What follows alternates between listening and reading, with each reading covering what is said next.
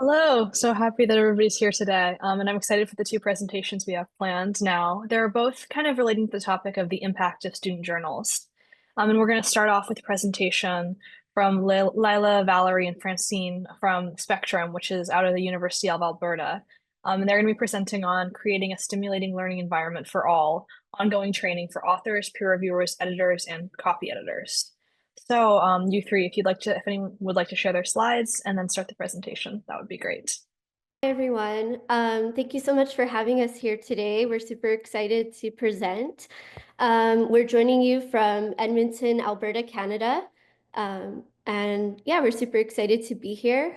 I'm just going to share the slides. So I just wanted to confirm that everyone can see the slides. They look great. Okay, awesome. Perfect. So yeah, like Amelia mentioned, we're going to be talking about how our journal creates a stimulating learning environment for everyone. And we're going to specifically focus on the training that we provide for authors, peer reviewers, editors, and copy editors. But briefly, we just wanted to start off with telling you a little bit about our journal. So our journal is called Spectrum, and it's out of the University of Alberta under the Undergraduate Research Initiative. And we are very committed to publishing thought-provoking work in the areas of health sciences, natural sciences, engineering, social sciences, arts, and humanities. So we really publish work from the liberal arts to the natural sciences. We publish a diverse array of work. And we do consider submissions in a variety of formats. However, they do have to be driven by an underlying research question. And now I'm going to hand it off to Valerie to discuss what we do for authors and how we work with them. All right. Thank you so much, Lila. Hi, everyone. My name is Valerie. And in this section, we're going to talk about creating a stimulating learning environment for the authors. So submissions to Spectrum have more than doubled since 2019, and we are on pace for another record year. Over the past 12 months, Spectrum has received 42 submissions and published 13. This relatively high desk rejection rate of 69% motivated us to gather all our rejected submissions together and examine them with the aim to identify the most common factors leading to rejection.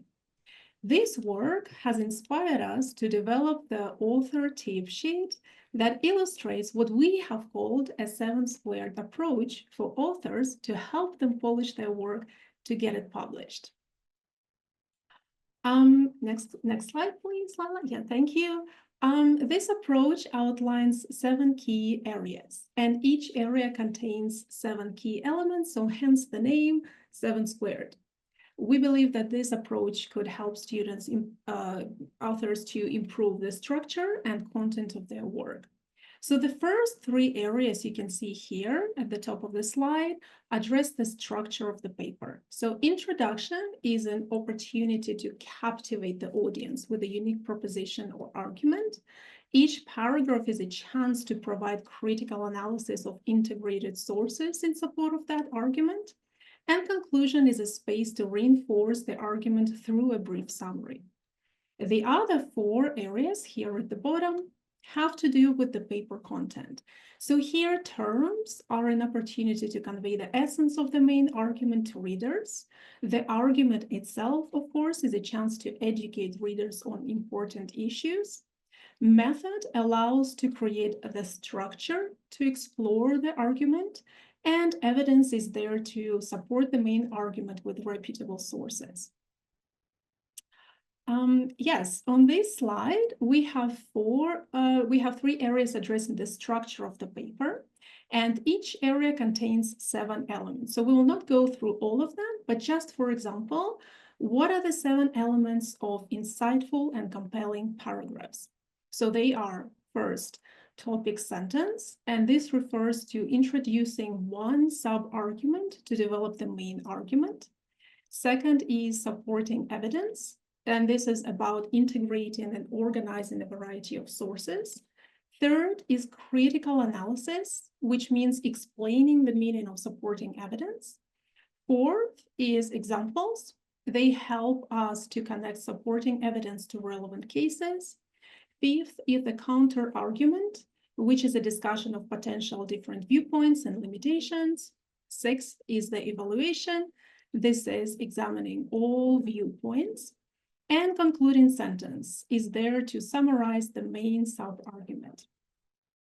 And then on the next slide, here we have 4 areas addressing the content of the paper. And again, each area also contains 7 elements. So again, for example, if we take an argument, so what are the 7 elements of persuasive and deep argument? So they are, number 1, precision. This is narrowing a general research topic to a specific research question. Number 2, conciseness, expressing the main argument in one single sentence. Number 3, clarity, choosing the simplest words to get the point across. Number 4, originality, making a unique contribution to the field. Number 5, logic, connecting ideas in an organized and rational way. Number 6, impact, demonstrating significance and broader applications. Number 7, perspective, recognizing diverse viewpoints in the context. So currently, we are in the process of developing a text-based draft of the author tip sheet into an accessible infographic type resource that authors are more likely to be engaged with. So this resource will not only benefit Spectrum in the short term, but will also be made available upon request to other student journal teams. And we anticipate that this training material will help to facilitate higher quality of initial submissions and published articles, reduce revision cycles, and enhance satisfaction with the publication process for everyone involved. So that's it from me, and I'm going to hand it over to Lila. Thanks, Valerie.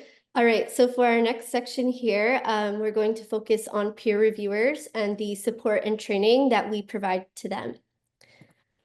So just briefly, with our peer review system at Spectrum, we have 3 reviewers at minimum who review each article. So the first is going to be an undergraduate reviewer in a related discipline who primarily will assess the technical aspects of the submission. And then next, we'll have an undergraduate non-technical reviewer who is someone in an unrelated discipline. And the role of that reviewer would be to assess the interdisciplinary aspects of the research and the overall accessibility of the submission to a broad interdisciplinary audience, because like I mentioned, we publish work from a variety of fields. So it's really important that what we're publishing is accessible to readers from any area. And then lastly, we have a graduate technical reviewer. And the role of that reviewer is to also provide an overall assessment of the quality of the submission. Okay, and with our peer reviewers, we provide clear guidelines as to their role and responsibilities. So in terms of their role, peer reviewers are provided with a template, which they use in the course of completing their reviews. And so in that template, it walks the reviewers through these various aspects. So first, they would describe their disciplinary background as it relates to the submission. Then they would provide a brief summary of the submission, and this would demonstrate their understanding of it. Then they're going to comment on the submission's strengths as well as the areas of improvement. And then they're also going to assess the accessibility of the submission, noting any aspects that may require clarification for a multidisciplinary audience.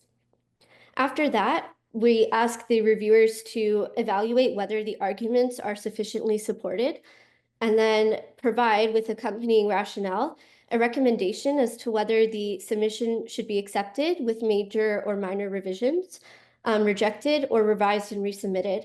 And then peer reviewers also have an opportunity to provide additional comments or suggestions for the author as well. And then along with the roles of a peer reviewer come responsibilities as well. And in our peer review guidelines, we provide these do's and don'ts of peer review just to make it very clear what is within the scope of a peer reviewer and what is not. So in terms of the do's of peer review, we do ask our reviewers to ensure that they are committing sufficient time to complete a quality review and to also be mindful of deadlines. to set aside any personal biases that they may have, of course, to comment on the strengths and weaknesses of the submission, and to really provide actionable suggestions for improving the submission, as well as comments that reflect their level of expertise and the scope of the submission. And lastly, to provide constructive feedback. So reviewers are asked to provide a rationale for their comments and specific examples or suggestions of how the work could be improved. And then in terms of the don'ts of peer review, we are also very clear with reviewers as to what is not within their role or what would not be expected of them.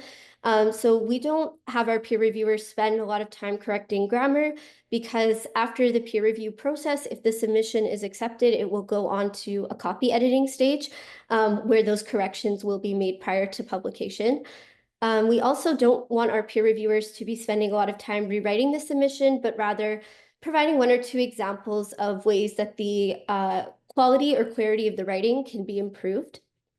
We also want reviewers to keep in mind that the author may not make all changes that they've suggested, because some changes will be required and others will be more discretionary in nature. And then very importantly, we don't want our peer reviewers to be violating confidentiality in any way, because we use a double anonymous peer review process. And so that is designed to ensure objectivity. Similarly, failing to disclose a conflict of interest could result in bias. And so in that event of a conflict, a new reviewer would need to be assigned. We also have policies regarding the use of AI, for example, as that can inadvertently compromise author privacy, confidentiality, and copyright. So for our journal, we do not permit the use of those tools. And also, of course, going back to the point about constructive reviews, we are very clear with our peer reviewers about treating the review as if they would be the ones to receive the feedback, and writing in a way that is helpful and supportive of the author, and just being aware that the author will see those comments as well. So just to kind of recap and explore a little bit more the ways that we support and empower our peer reviewers. Our peer reviewers are students, our authors are students, and so we love this kind of collaboration between students and kind of introducing them into the publication world.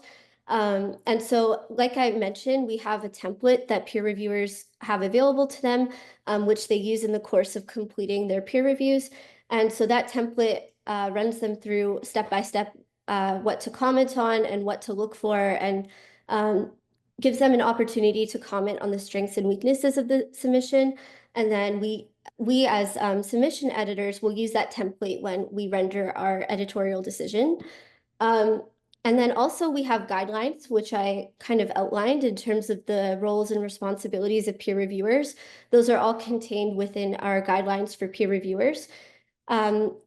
Next, we have feedback as well. So we take feedback from our peer reviewers through an online Google Form survey, and we find that that is very helpful for informing us about ways that we can further support our peer reviewers and facilitate that process better in the future.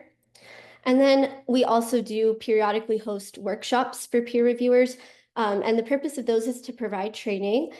And in those workshops, we discuss ways to provide constructive feedback to authors, and we provide examples as well. So those are all the ways that we like to support and empower our peer reviewers and really work with them through the publication process. And next, I'm going to hand it off to Francine to discuss the ways that we create a stimulating learning environment for editors and copy editors. Hi everyone, so my name is Francine, and as Lila mentioned, I will be discussing how Spectrum does training for editors and copy editors to create a stimulating learning environment. Lila, okay, thank you. So first of all, editors at Spectrum are trained how to handle difficult decisions, especially with regard to the peer review process. As Lila mentioned, Spectrum utilizes a 3-person peer review process. However, due to the different backgrounds of these peer reviewers, conflict might arise every now and then. When this happens, editors focus on looking at the big picture and remember that their and the journal's role is to publish quality work. Editors are trained to acknowledge different opinions and seek improvement with these reviews. When receiving difficult peer review feedback, editors make the decision to seek a third opinion sometimes, as well as to seek clarification from the peer reviewers and figure out reasons for disagreement. Next, editors will also consult authors and communicate with them about the peer review decisions, ensuring to highlight the key areas of concern. Editors also remind the authors that the role of the peer reviewer is meant to provide feedback. Lastly, when moving forward, editors take the time to reflect how the disagreement between the reviewers was effective and with improving the work. Editors also consider if the areas of disagreement can be discussed for future training purposes with the other reviewers and the editorial board, and if there is something worth sharing with the editorial board. Next slide. Okay. At Spectrum, the responsibilities editors have with authors are emphasized with every stage of the submission process. So before the submissions, all editors ensure to have clear guidelines for authors and have straightforward requirements for submissions. Editors must also clearly communicate policies and represent journal processes and readership truthfully. During the review process, submissions editors have to ensure to treat all authors with fairness and honesty, make unbiased decisions, and protect the confidentiality of the author's work. Editors also must have policies for handling ethical issues or suspected misconduct, as well as make and communicate clear, constructive editorial decisions. After decisions, After decisions, all editors must have a system to consider appeals against rejection decisions, publish accepted articles in a prompt manner, and allow authors to withdraw accepted articles. They also must respect the intellectual property rights of authors by maintaining authorial integrity and their attribution as the author of their article. Okay, next slide. Thank you. And in addition to authors, Spectrum editors also have responsibilities to readers, reviewers, and the editorial board. For reviewers, editors must treat them with respect, especially with regard to their opinions, and be assertive, provide guidance, and reward their efforts. As for the readers and the academic community, there's a rigorous review process to ensure that the content we publish at Spectrum aligns with the mission that the journal has and ensures access and long-term preservation of articles and being transparent about the journal's stakeholder. Finally, with regards to the editorial board, editors must ensure that there's collaboration, communication, and respect among the editorial team. Editors also establish policies that avoid conflicts of interest and oversee the hiring and training of new editors. Next slide. And for editor training, all editors are given an opportunity to work with sample articles in OJS, which is the platform Spectrum uses for submissions. All the editors work with Crystal, who is the journal's team lead, to get a sense of how the platform operates. As for submission editors, they have to complete a short quiz about confidentiality and are paired up with experienced editors to work on an article and go through the entire submission process with them before working independently. Submissions editors are also in charge with facilitating the peer review process. As for copy editors, they work alongside Crystal, sharing ideas and thoughts about edits that an article needs for as long as they need to until they are confident enough to handle copy editing independently. As for production and publication, production editors also work alongside Crystal to go through the production process and to ensure everything is ready for publication.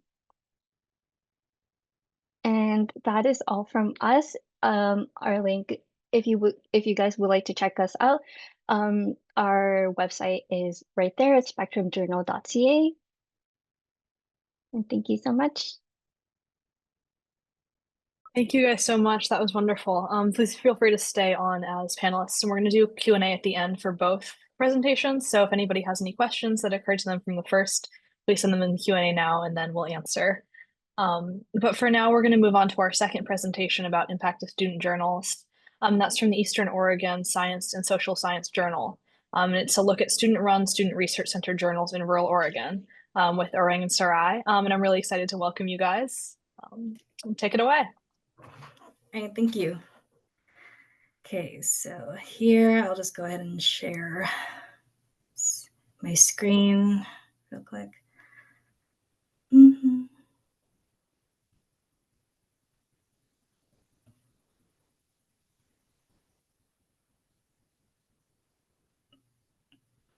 Okay.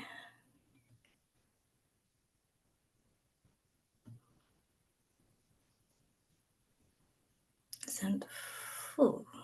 Okay. All right. Hello, everyone. My name is Oreng Kikuo. I am the editor-in-chief of the Eastern Oregon Science and Social Science Journals. I am a transfer student from the Republic of Palau, and I'm currently in my final year here at EOU. Sarai. Hi everyone, my name is Sarai Clunie. I'm an international student from Haiti. I'm currently a sophomore and I'm majoring in business with a minor in accounting. And I'm also honored to serve as the assistant editor for our journal. So I'm gonna walk you guys in the overview of like our journal. We have the Eastern Oregon Science Journal and we also have the Eastern Oregon Social Science Journal. So the Eastern Oregon Science Journal was founded way back in 1983 by Doctors Richard Hermans, and it was actually the first student published undergraduate science journal in Oregon. And for over 30 years, it provided undergraduate students from AOU and the surrounding area with a unique opportunity to publish their research paper across like a broad range of scientific disciplines. And fast forward in 2015, we introduced the Eastern Oregon Social Science Journal. And this journal is all about covering pressing and contemporary social science topic. It's also a student contributed journals, which is really cool because by adding kind of like this journal, we expanded the opportunity for undergraduate students and our region to kind of like showcase their research and their insight. Okay. So I'll be talking a little bit about our hiring process and also who we employ. So this is mostly a student-run paper. We do have faculty advisors and we do have mentors as well, but most of the time it's usually just me and Sarai, the editor and assistant editor, who's carrying most of the weight for putting this journal together. We also have digital versions of our issues that you can find on our website if you'd like. We have the QR code right here. Let me just, next slide. So who do we employ? As I said before, we employ students mostly. We don't really have anyone else outside from students outside of EOU because we really want this to be student research based. And the process is, so students, they decide what they want to research. It's entirely up to them. And then they must have a faculty advisor or a faculty mentor that walks them through the process into making this article ready for publication. And the way it works is we have a website where they put in their abstract submissions and we review them. And if we like them, then we ask them to submit a manuscript, their final manuscript. And we ask them for it to be ready for publication as much as possible. But of course, once they submit it, we communicate with them back and forth about any changes that could be made or any questions that we might have. And the best part about this is that these students also present at EOU Spring Symposium, which is where graduate students, undergraduate students on their way to graduation, they present their findings and their research in front of many different people, in front of like faculty, in front of other students, in front of potential researchers and scholars as well.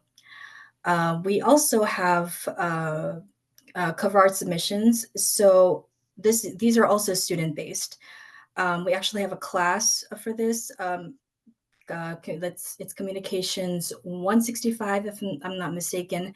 It's basically Kevin Roy's class. He is the professor for communications and media studies here at EOU, and he puts this as a final assignment for the class where they create cover art submissions in order for it to be published onto the journal.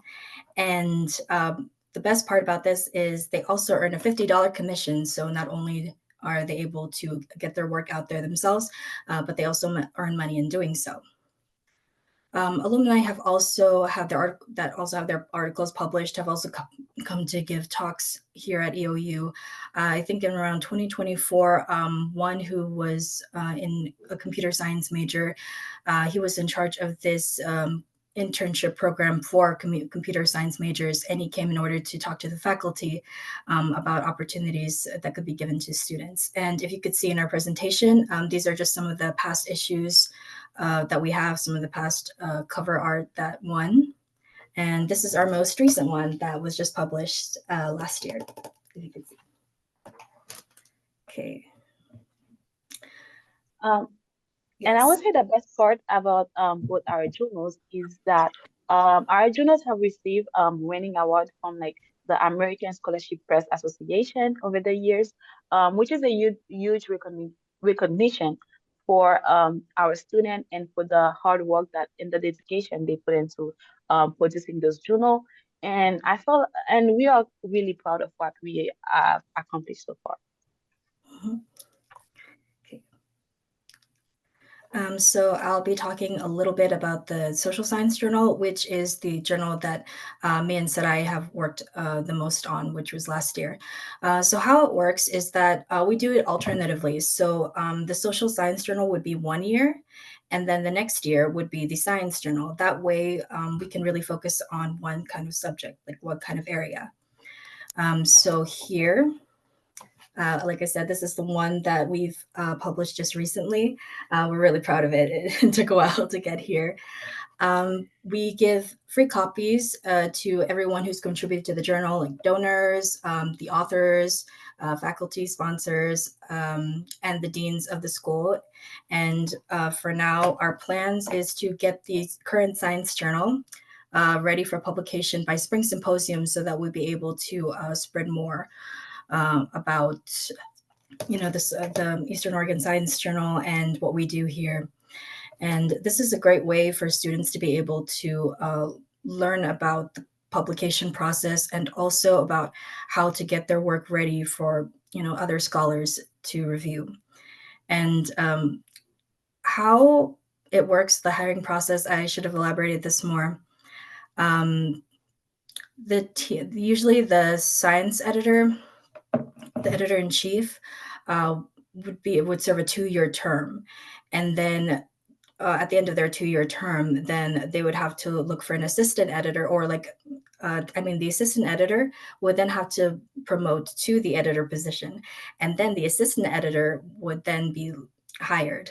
And how I was hired was I was first an assistant editor, and then suddenly the current editor graduated. So a lot of these things that I learned through the journal, I've had to learn on the fly and learn by myself. And I really had no experience in publication or editing prior to working on this journal. So it was a really great process in trying to learn all these things, going through trials and errors, trying to see what works, meeting deadlines, communicating with the printer and also the cover artist with the printer, trying to connect different people to get this journal off the ground and into publication. So that process was such a big learning experience for me. And I would 10 out of 10 recommend it to anyone who would like to. And this year I am graduating, so my term is almost over. And it's been great, teaching Sarai, the process of everything that we've worked so far and working together, and then making sure, everything works out. And as many mistakes as we've made, it's still a big accomplishment that everything we've done is for these students and in order to get this journal off the ground. So after I graduated, I'll be the assistant, I'll be the editor-in-chief, so I will take over. Earlier I mentioned that I'm majoring in business with a minor in accounting, and you might be wondering, how this this is about editing and stuff. So when I started this job, I was kind of new to the editing part because I'm from Haiti, so we don't do a lot of we don't take a lot of informatic classes or editing classes or technology. We don't use that as much in my country. So when I came here, I started learning, and so far I feel like I am ready to kind of take over and to be also looking for my assistant. For next year. Okay. All right. Thank you so much. Any questions? Yeah, we can move into the question period for both groups now. That sounds good. I think we have one Q&A to begin with. I think everyone else will be sending some, and I also have a few. But I think this is for the first group. It's from an anonymous attendee asking, what kind of helpful feedback have you received from reviewers when you sent out the Google form? Did any feedback lead to a significant change in how your journal operates? So I think that's a question for Francine, Lila, and Valerie. If you guys would like to come back online. Hi, yeah, I can address this one. So with respect to our Google form, as I mentioned, every year we send out a form to our peer reviewers. And in terms of like what we ask them, we generally ask them, what improvements can be made to our peer review template, how they would rate their experience volunteering with us. Would they volunteer again with us in the future? Do they have any additional comments or questions? And so if there is kind of themes that emerge from these surveys, then that is something that we can potentially implement in our peer review training workshops that we hold on a regular basis. And then another thing, for just to kind of give an example of a change that has come up, is recently we've been receiving a few submissions that are either in whole or in part generated by AI. And so what we've done recently with our peer review workshop is we had an example of AI generated text, and we used that to train our peer reviewers in terms of what to look for. And so I think that has been really helpful and really relevant to some of the changes that we've been seeing in terms of some of the submissions that we've received. And of course, it's kind of on an ongoing basis. So we're always open to feedback from reviewers, and we do send out that form, but we're also regularly communicating with them as editors too. So there's a lot of points of contact for them to like reach out, let us know how things are going. If they need any support, we're always there as well. So it's a really collaborative process. Thank you for that. I have a question personally for Sarai and Oreng.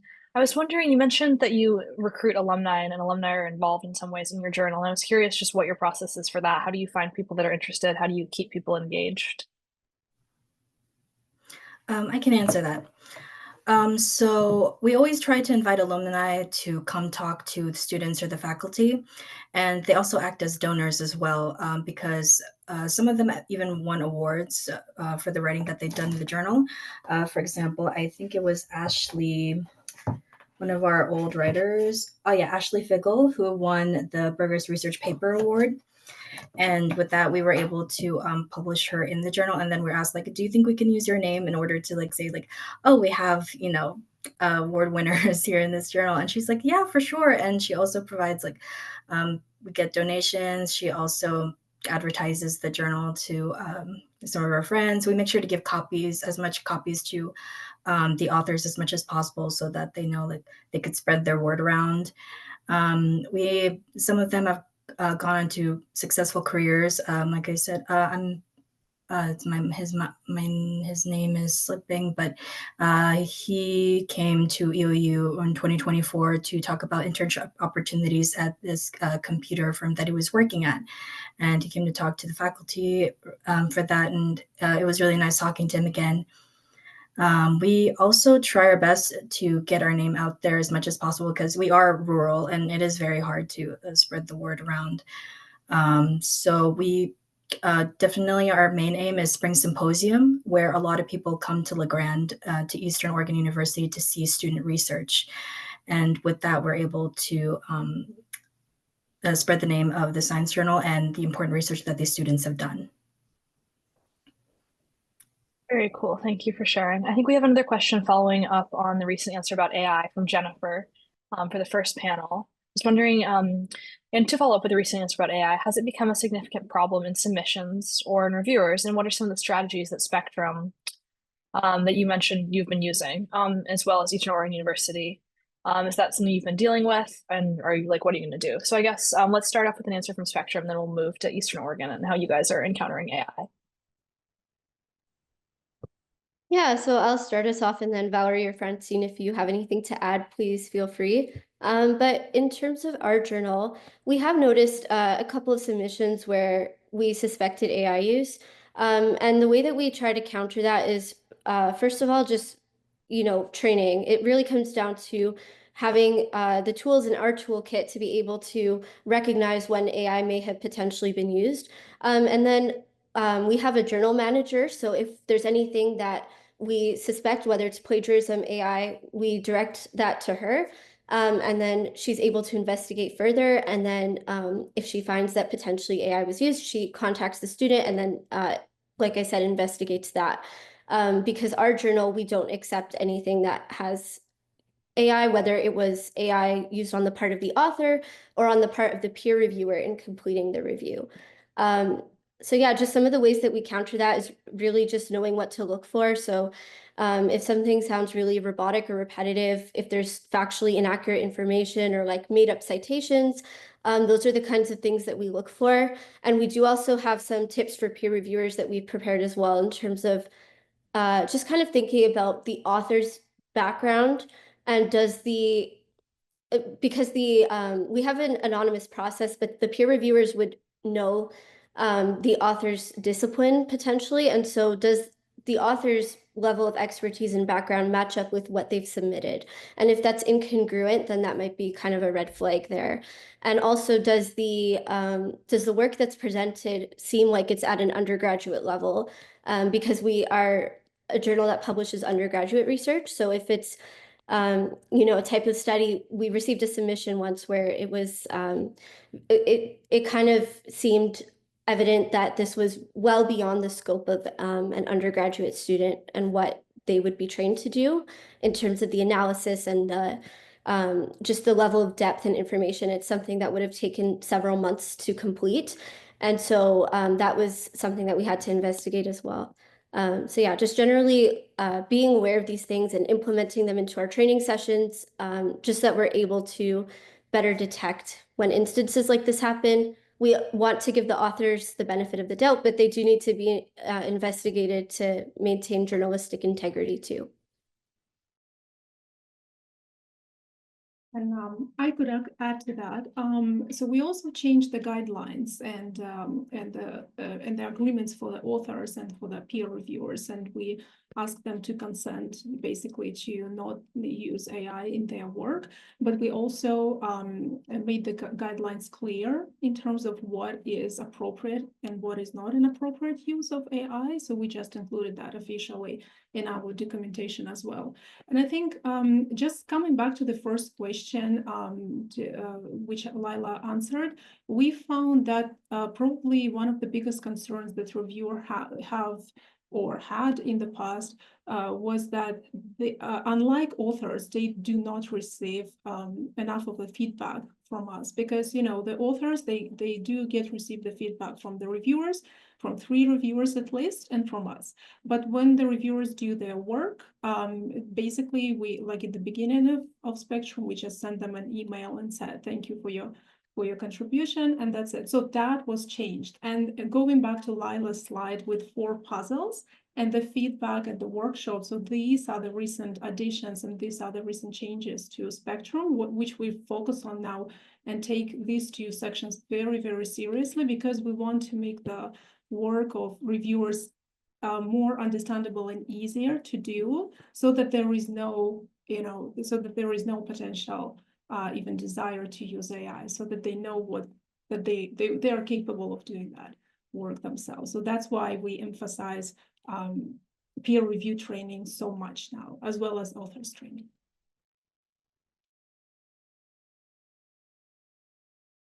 And then in Eastern Oregon, have you guys been encountering that issue, and how are you guys talking about it?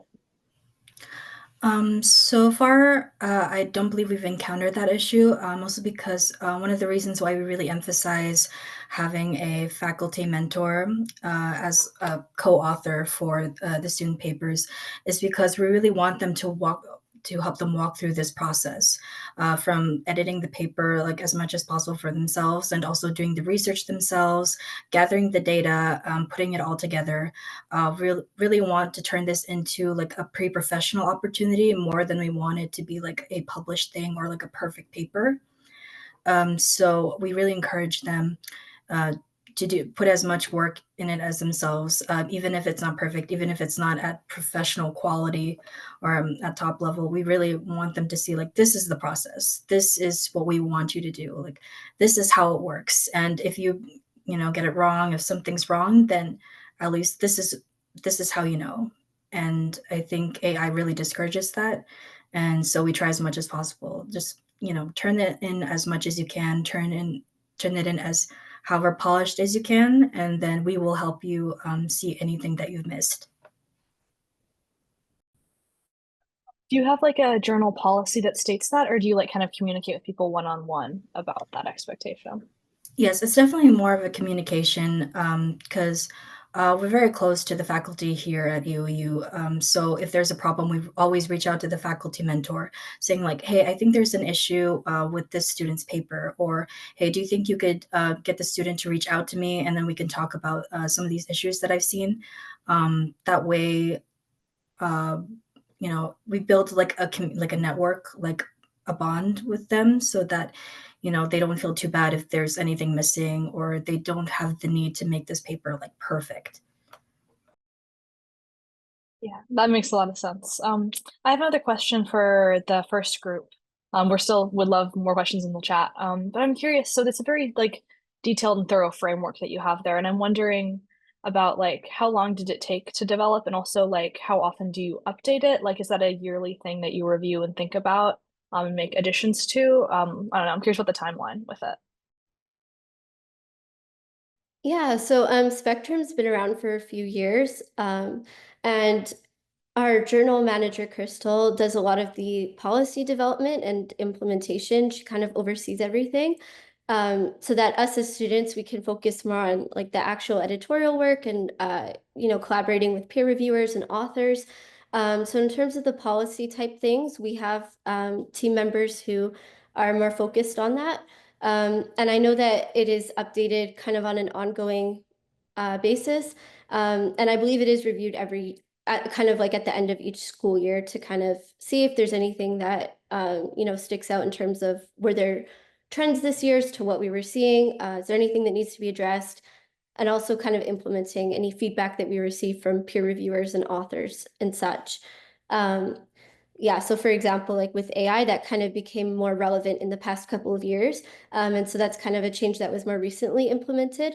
But we do have kind of that like, basic groundwork in place of like what we do and don't expect from our peer reviewers, from our authors. So much of that has stayed the same. Just a few minor changes as technology develops.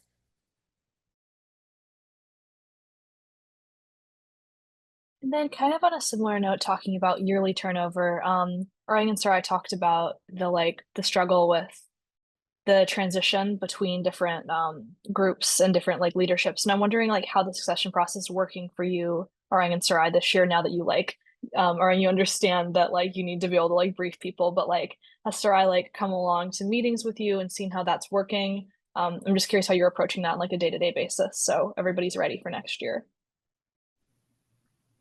All right, so I can kind of like, sorry, I can touch base on that because I will say at first I was really lost when I first started to work because I applied for the job mostly because I was looking for a job and I saw that and I was like, oh, this is perfect because I wanted to have some editing skills and working in technology because I wanted to minor in computer science and I wanted to get some little background of like what working with computers can be like and then I started working alongside with Oreng, and I realized that we were like both lost in what we were doing. Not really lost, but we didn't have like this guidance really, because as soon as we are hired, the person that was working kind of like graduate. So we were like, okay, we're gonna figure this out.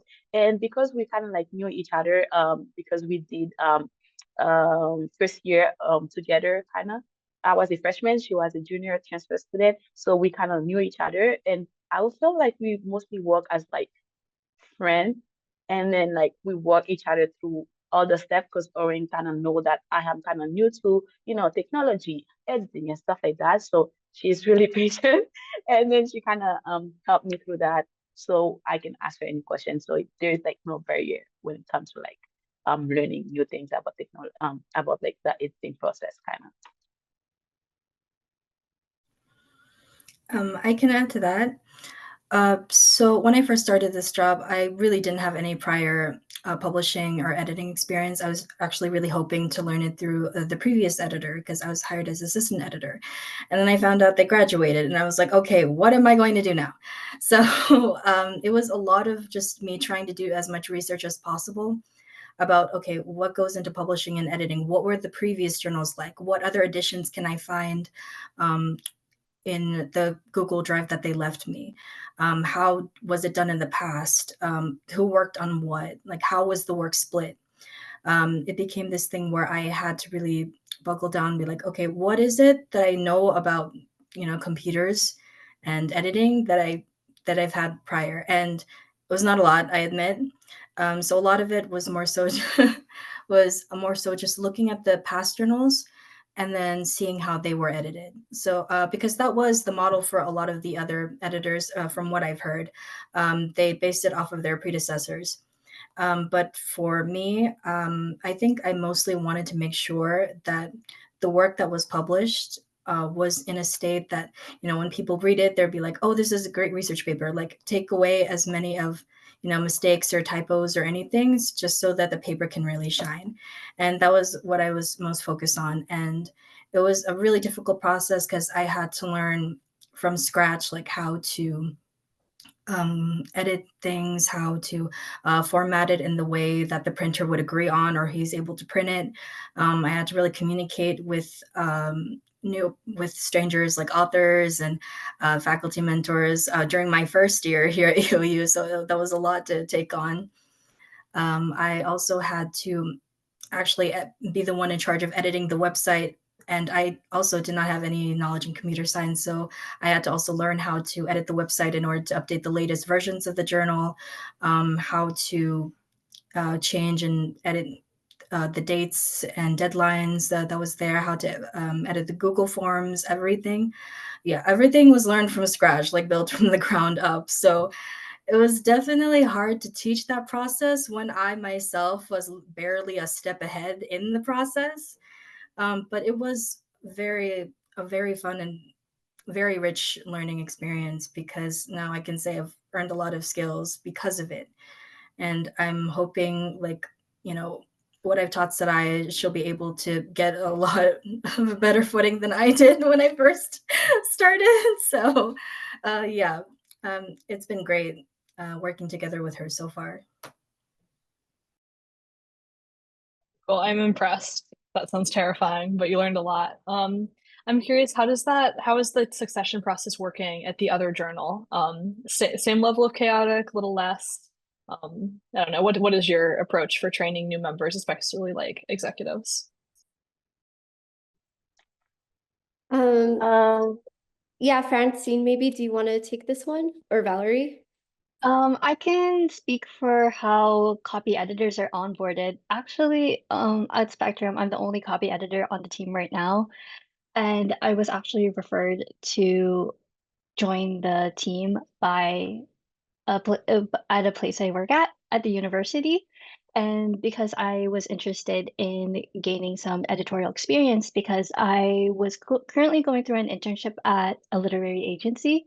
So I wanted to learn more about how academic publishing worked.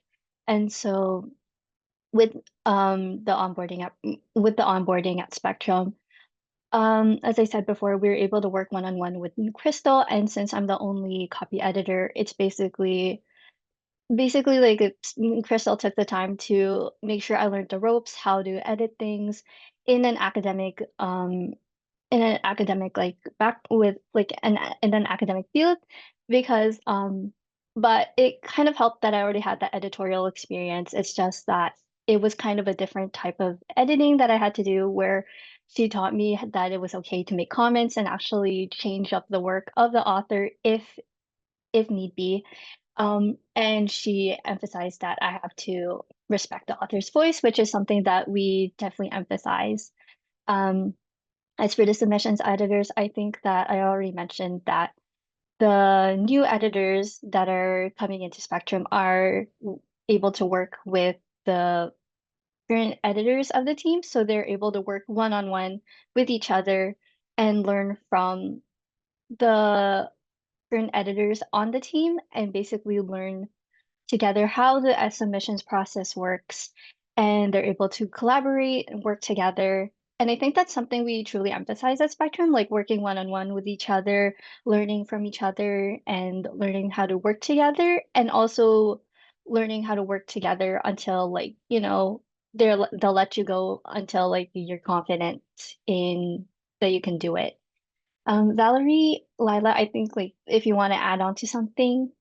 Yeah, sure. I can take this one. So actually, we're in the process of onboarding 4 new editors right now this year. At the moment, we have 7 editors who are working this year, and 2 are leaving, and we are expanding because we have, like I mentioned in our presentation, we have another record year of submissions, so we need more editors.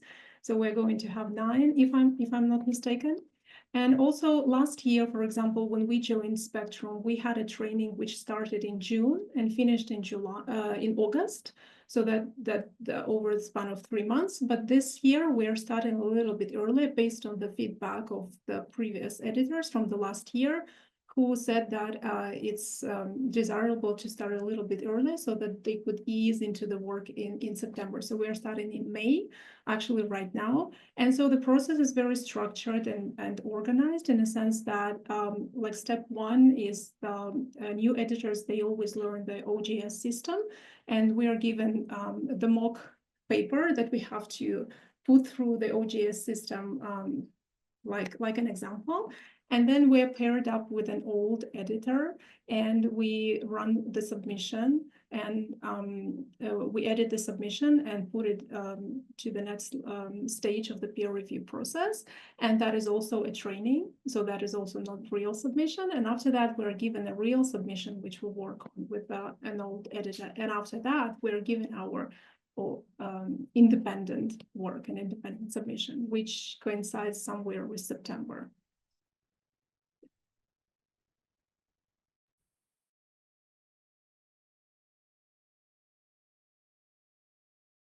I wanted to jump in with a question, if you don't mind.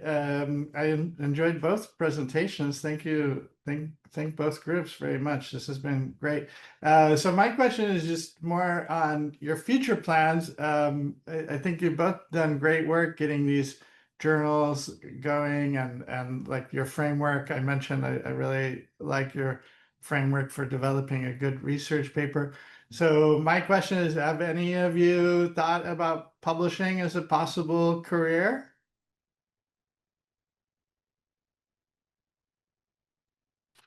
Probably it would be me, because I'm minoring in creative writing. I'm an honors psychology student here at the U of A, and I'm minoring in creative writing and Spectrum. When I just came to the university 2 years ago, the first tab which I saved on my computer was Spectrum, and I was waiting for their job offers, their season. So I waited for almost like 9 or 8 months when they opened the position, and I applied. The reason being just that I love writing so much and I love research so much, and I'm not sure what the future holds, but this is definitely something that I consider, going into publication or writing.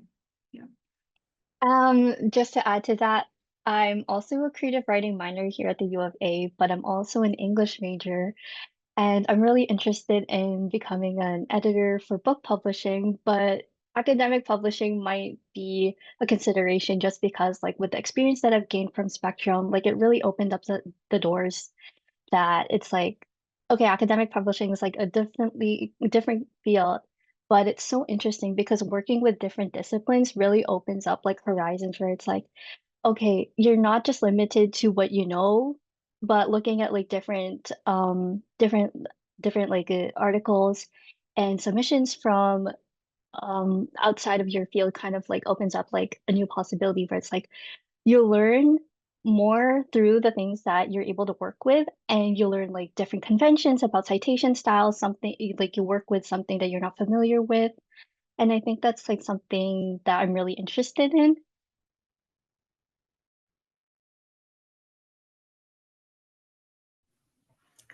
I personally, for me, I'm also an English writing major, so it's nice to see you. I definitely do not want to go into editing anytime soon after graduation, at least not for now. But I am in the process of preparing for a presentation for my capstone. And with that, I've been asked questions like if I do want to publish that, and that's something that I might consider sometime in the future.